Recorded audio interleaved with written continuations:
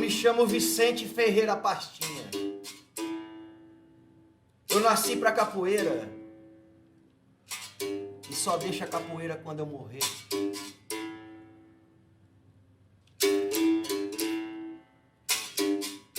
Capoeira é muito mais que uma luta.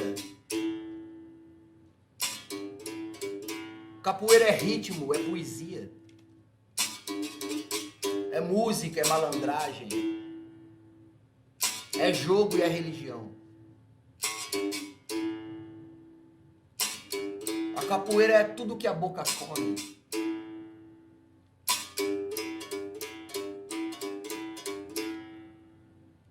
O que eu gosto de lembrar sempre é que a capoeira apareceu no Brasil como uma luta contra a escravidão. Nas músicas que ficaram até hoje se percebe isso. Entenda quem quiser. Está tudo aí nesses versos, os versos que a gente guardou daqueles tempos. Não se pode esquecer berimbau. Berimbau é o primitivo mestre. Ensina pelo som. Dá vibração e ginga ao corpo da gente. O conjunto de percussão com o berimbau não é um arranjo moderno. Não é coisa dos princípios. Bom capoeirista, além de jogar, deve saber tocar um berimbau e cantar.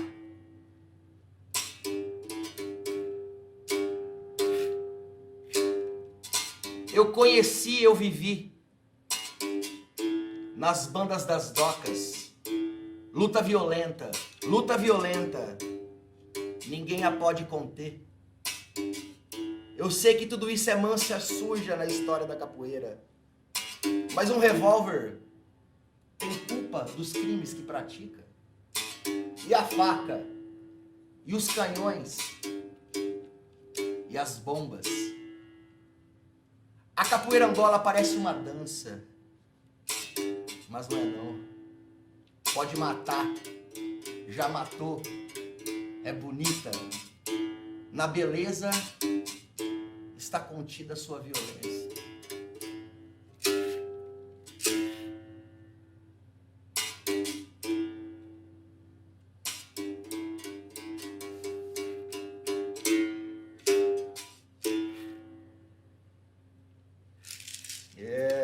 Lagartixa.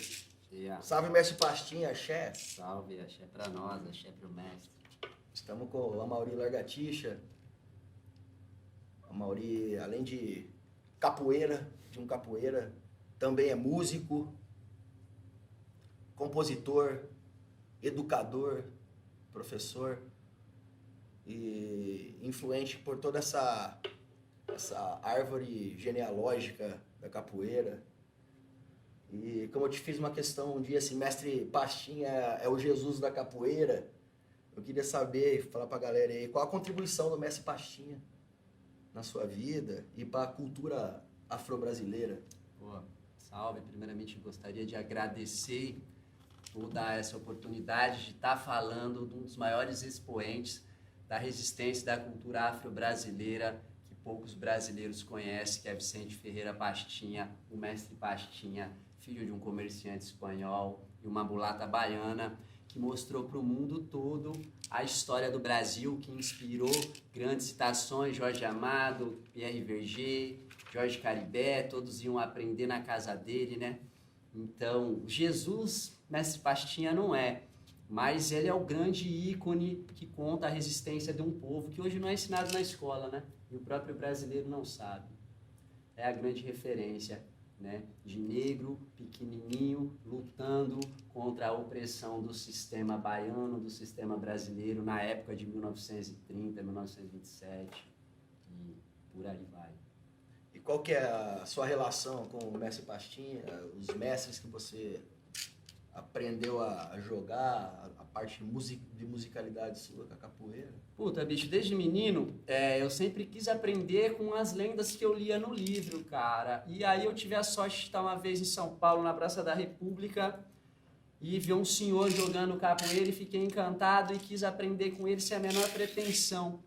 E ele é aluno do mestre de bateria do mestre Pastinha, né? O meu avô de capoeira, que é o José Gabriel Góes, mestre Gato Preto, mestre do meu mestre, comandava a bateria do mestre Pastinha no Pelourinho 29, 1925, 1926, como o cara que comandava a roda de capoeira. E eu também tenho o privilégio hoje de estudar com alunos do mestre Pastinha, que são a nossa história viva aí, e a galera muitas vezes não dá essa devida responsabilidade ou esse devido respeito. Cito o mestre Bigo, né, que é meu padrinho, que é uma das grandes referências aí viva, e também, sempre quando posso, sempre que ele vem para o Brasil, a gente acompanha o mestre João Grande com seus 86 anos, maior referência viva hoje da história do Brasil, da cultura negra, né, cara? Assim dizia mestre Pastinha que capoeira é mãe de tudo, né? Capoeira foi mãe do candomblé, capoeira é mãe do samba. Pô, até que algum historiador prove o contrário, eu prefiro ficar com a ideia dos antigos, né? Sobre as esferas sociais da capoeira, a capoeira influenciava o lado político, né? As esferas sociais da capoeira, do capoeirista na época? Pô, bicho, isso é uma coisa massa, porque, assim, a capoeira, ela influenciou e influencia o Brasil política e economicamente até hoje, né, cara? Como, por exemplo, a guarda pessoal do Dom Pedro I ser formada de capoeiras, chefes da guarda do Getúlio Vargas eram capoeiras, na época das maltas no Rio de Janeiro, os capoeiristas, as maltas eram contratadas para burlar a urna, para defender políticos, né, cara? A própria Guerra do Paraguai, a história não conta no livro, mas quem venceu a Guerra do Paraguai foram os capoeiras que, quando chegaram aqui, foram traídos e foram presos, mortos, para servir de exemplo. E hoje a capoeira, como maior divulgadora da nossa língua no mundo, né, cara? Tá em quase todos os países, como cultura de educação, tirando crianças da rua, dando identidade para um povo que não conhece sua identidade, né? Acho que a capoeira, ela transita em todas essas esferas. A capoeira Angola, a própria capoeira social, cultural e econômica, né, bicho? Em 1935, 1934, a galera não sabe que os navios que vinham de fora vinham para ver mestre Pastinha e suas capoeiras, né? O turismo na Bahia dependia muitas vezes do mestre Pastinha, sabe? Dos shows que ele fazia na sua escola. E é muito louco e triste falar que ele morre à míngua tomando um golpe da própria prefeitura de Salvador, né, bicho? E morre num asilo chamado Dom Pedro II em Salvador. E mandam um caixão de indigente para enterrar o cara que mais divulgou a história do povo negro, a história da Bahia. Mas a mulher dele, baiana de Acarajé, Romélia, senta no tabuleiro e paga centavo por esse seu caixão para dar o mínimo de dignidade para uma grande história do Brasil, que o mestre Pastinha, que na minha concepção é a maior referência cultural afro-brasileira do nosso país.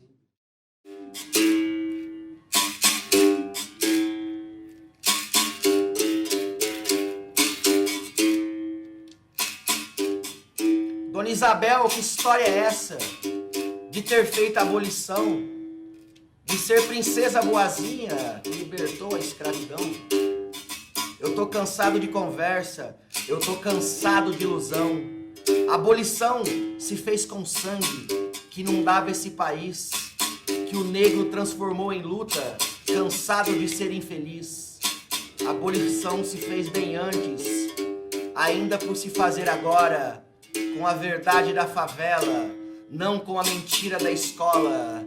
Dona Isabel, chegou a hora de acabar com essa maldade, de ensinar a nossos filhos o quanto custa a liberdade.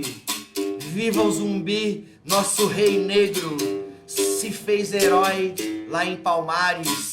E viva a cultura desse povo, a liberdade verdadeira, que já corria nos quilombos e que já jogava a capoeira.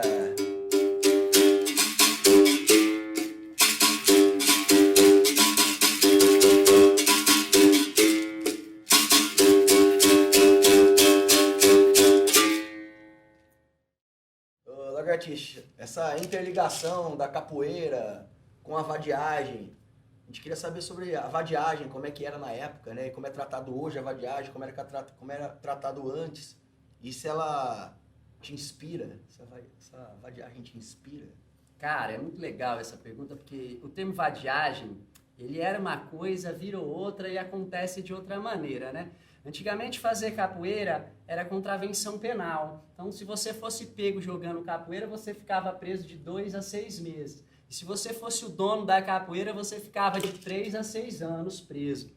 E aí eu comecei a ler a questão de vadiagem, estava no artigo assim, fulano foi preso por vadiagem. Aí você ia ver por que o cara foi preso, é porque o cara estava tocando samba na calçada. Ou porque o cara estava numa roda de capoeira. E aí vem essa questão do vadiagem se tornar um termo pejorativo ruim, por quê? Né? Na Bahia, em 1932, Juracy Magalhães queria embranquecer toda a Bahia. Queria mandar embora toda essa questão afro que rodeava a Bahia. Então eles começam as manifestações afros, as manifestações dos negros, baianos, eram tidas como crime. Né? Então o termo vadiagem, o Bira foi preso praticando vadiagem. Tu não estava trabalhando, tu não estava na estiva, tu não estava levando porrada no açoite, tu estava lá se divertindo. E aí, cara, esse termo ficou criminoso. Mas como eu disse, você pega pra ver, o cara tava jogando capoeira, ele pegava a melhor roupa que ele tinha, que era uma, né? Trabalhava a semana inteira, chegava no sábado, ia pra missa, depois pra roda de capoeira, vou vadiar. Né? Vou ficar de folga. Cara, eu não vejo problema nenhum, não vejo o que se transformou hoje, né? Se a gente fizer uma questão histórica aí, vadiagem é massa, né? Vou vadiar, vou me divertir. O cara colocava a roupa mais bonita que ele tinha, ia tomar uma quentinha, ia pra capoeira, ia depois ia pro samba, né? E aí quando você me pergunta se se vadiagem me inspira a todo momento. Né? Porque eu comecei a vadiar ontem quando falei com a galera sobre o cenário, sobre o que a gente ia falar, e quando comecei, escolher minha roupa, velho. Já dizia a Mestre Pastinha, a capoeira começa pra mim quando eu escolho o terno que eu vou, né, bicho? Então, eu acho que vadiagem é inspiradora a todo momento para as nossas vidas. Basta só a comunidade saber de verdade o que é vadiagem. O Lagartixa, a gente sempre percebe que as canções e as letras do Mestre Pastinha tá sempre embutido dentro do cancioneiro, do ritmo da capoeira, né? Você tem alguma canção dele pra cantarolar pra nós? Cara, a gente tem várias, mas eu separei uma muito bonita que eu gosto muito, que foi feita de quando ele tava partindo dessa vida, né? Então essa eu vou deixar você e teu mestre aqui no palco pra você brincar com ela.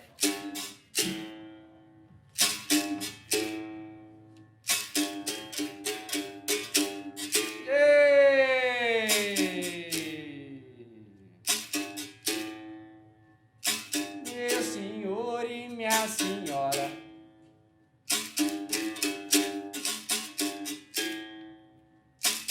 dá licença pra eu contar.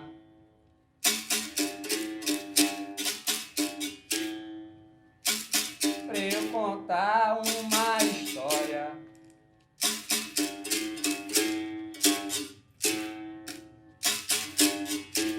Mestre Pastinha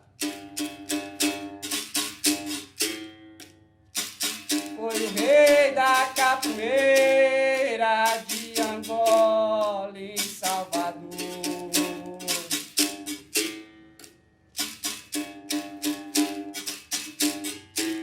Me ensina, mestre, que africano lhe ensinou, camarada.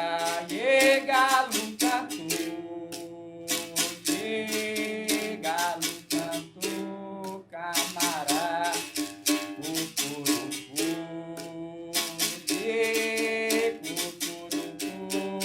camará. Pastinha já foi à África, Pastinha já foi à África, levar capoeira no Brasil. Caetano também embutiu, né? Influenciou, como nós estávamos dizendo, influenciou toda essa parte intelectual, a parte contracultura do Brasil, né, cara? A galera que se impunha contra o Pastinha tá embutido em tudo mesmo. O Pastinha foi canonizado, eu acho, sabe? Cara, se não foi, ainda tem que ser, né? Ele tinha religião? Mestre Pastinha, ele dizia que a religião estava no ímpeto de cada um, mas ele era um conhecedor do culto afro-brasileiro, né, bicho? Do candomblé, com todas as suas mirongas, todos os seus preceitos, como, por exemplo, tomar banho de folha antes de começar a capoeira, defumar sua academia antes da capoeira acontecer, e essas coisas que a gente costuma seguir. Você é babalaô, né? Babalaô do canto de Ifá, né? Eu sou babalau do culto de Ifá, que é uma religião africana que não vem para o Brasil na diáspora, né? Minha família mora há 25 anos na Nigéria, em Laifé, que é a cidade sagrada dos orixás.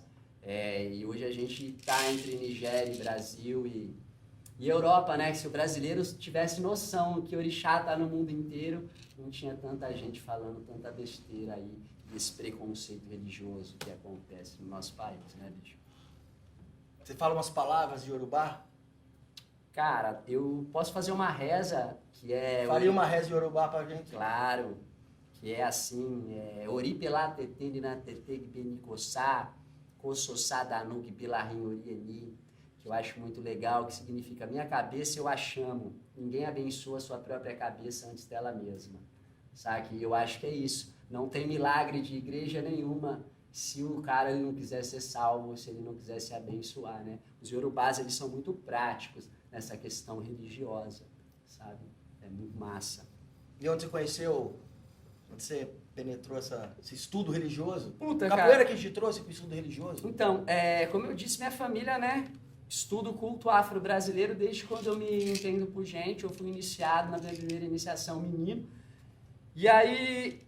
meu primo, que é meu babá, Marcelo Botelho, não respondia mais as questões dele no Brasil, ele larga tudo, vende tudo e vai para a Nigéria simplesmente aprender e estudar o culto, né, cara? E aí hoje, depois desse tempo todo, a gente representa o culto de Ifá na América Latina, no mundo. E quais os elementos que vocês usam? Cara, Ifá é natureza, né? É energia da natureza. A gente usa a água, a gente usa o oti, a gente usa o mel, a gente usa o dendê, a gente usa o opó, que é o poder da palavra, o ataré, que é a pimenta, a bebida, né, cara? Tudo que é da natureza tá dentro do culto de orixá, né? Lagartixa, sobre os movimentos sociais e culturais aqui de São José do Rio Preto, interior de São Paulo, você tem o Centro Cultural Besouro, Cordão de Ouro, e você traz um resgate de festas tradicionais, né? Conta um pouco dessa expansão aí, dessas ideias que você faz, quantos anos tem a casa? Cara, o Besouro Cordão de Ouro é um coletivo de capoeira Angola e cultura popular brasileira que esse ano completa 11 anos de resistência aí no interior de São Paulo. E a primeira grande onda é mostrar que capoeira faz bem pra vida, né, cara? Capoeira é bom pra vida do praticante. E trazer pro interior de São Paulo toda essa história. E dentro disso a gente faz o Sarau do Besouro, homenageando sempre Mestre Pastinha, Mestre Gato Preto. A gente vem com algumas festas temáticas, como o Caruru de Cosme e Damião, a Noite dos Vaqueiros, o Samba do Zé, em homenagem à malandragem ao Zé Pilintra. Malandro poeta do Rio de Janeiro, vadio no termo de vadiação boa, né? Então, o Besouro hoje ele tem um trabalho social.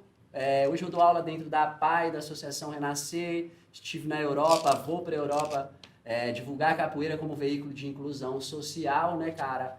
E trazer para o interior de São Paulo um pouco da cultura da capoeira, do que a capoeira está relacionada. E mostrar samba, o samba rural, que é uma coisa que ninguém conhece aqui no interior e que é o pai do samba que a gente vê hoje, né, bicho? Então tá aí. E sempre trazendo esses velhos mestres que ainda estão vivos. Acho que a principal onda do Besouro é valorizar os nossos velhos griots, esses mestres que são a história do Brasil viva, cara. E valorizar não só trazendo, mas sim podendo dar uma grana pros caras. Porque tem muitos que ainda tem que ser pedreiro, servente de obra para conseguir sobreviver, né, cara? Então a nossa maior intenção é fazer com que a capoeira nos traga bem para a vida e valorizar esses mestres que ainda estão vivos. Porque não adianta nada chorar depois que os caras for, né, bicho? Ah, eu podia ter feito. Vamos fazer em vida, né? Vamos ajudar a galera, porque nosso. E eu falo como branco, tive vários privilégios. Então eu tenho... Capoeira me deu tudo que eu tenho. Então, na minha concepção, eu preciso ajudar essa ancestralidade que me fez virar alguém, né, cara? Então esse é o grande lance do besouro aqui no interior de São Paulo. Perfeito. Vamos deixar mais um som de berimbau? Podemos fazer um pouquinho. Vamos fazer mais um som? Uma pauladinha.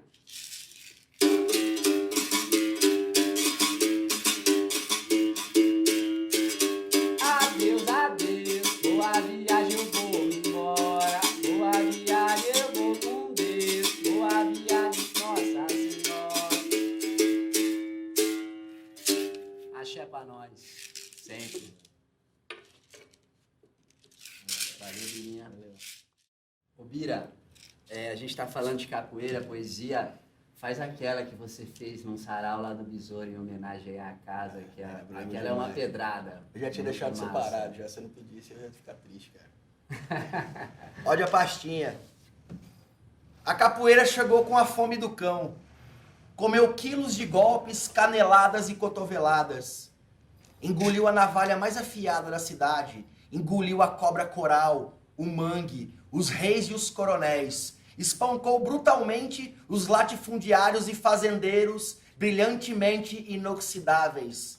A capoeira se alimentou da própria capoeira, varreu o terreiro e afinou o birimbau da vida. A capoeira devorou a lei da gravidade e voou com cabeçadas, joelhadas acrobáticas. A capoeira sentou no banco do botequim, pediu uma pinga do alambique e bebericou até o samba ficar mudo.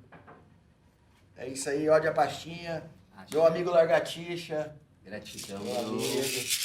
Valeu demais. Valeu demais. A oportunidade de falar um pouco de capoeira, da história do Brasil, né, cara? É sempre um afeto falar sobre isso, cara.